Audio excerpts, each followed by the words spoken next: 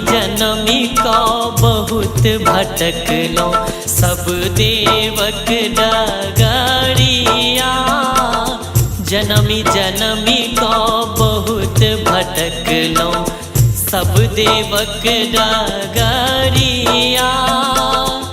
आयल छी आखिर उदास माँ, आयल छी आखिर उदास माँ, अम्ब अहिक दुआरिया।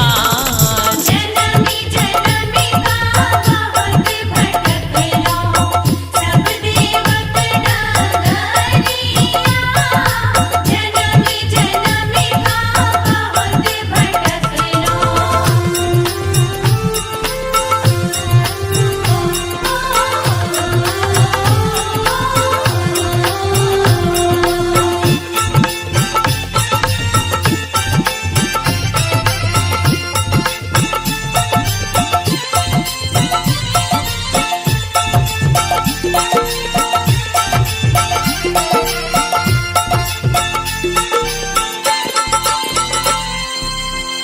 आहक कोर में विष्णु सूतल, सम्मुख ब्रह्म कनै छथि हे। आहिक शक्ति बिनु शिवो संग, अपना के सब मानत है।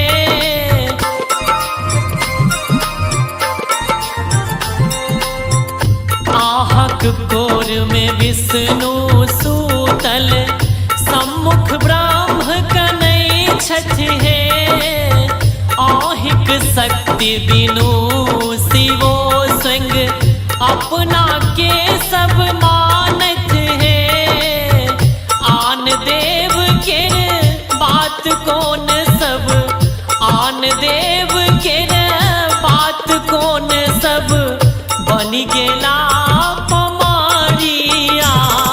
जनमी जनमी का बहुत भटकलो, सब देवक डगरिया। जनमी जनमी का बहुत भटकलो।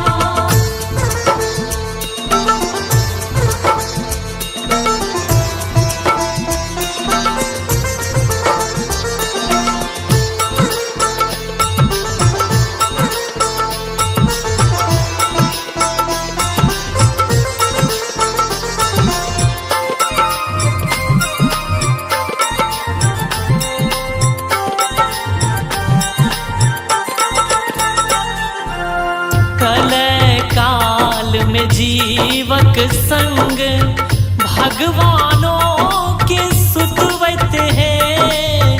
तमसा देवी शक्ति तोरे सौ, देव तनुज पावत छथि हे।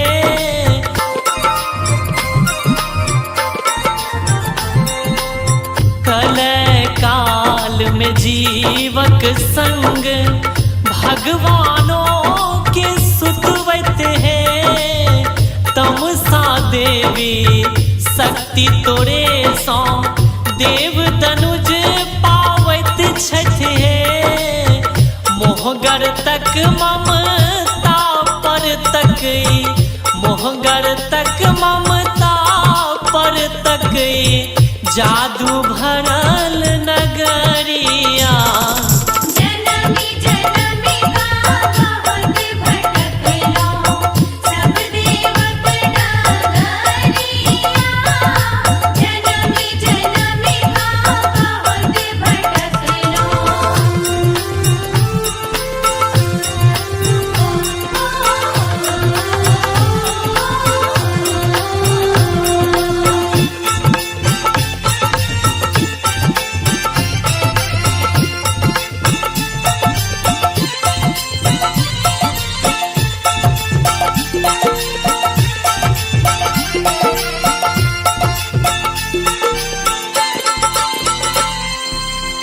दुर्भाग्यक आलस्य हटा को, जगा दिया नव चेतना।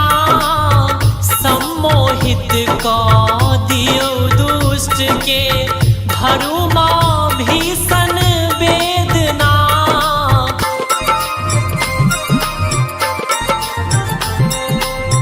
दुर्भाग्यक आलस्य हटा क जगा दियो नव चेतना सम्मोहित क दियो दुष्ट के भरू माँ भीषण वेदना हे माता अमृत पाए पुत्र पर हे माता अमृत पाए पुत्र पर घारु अमृत गा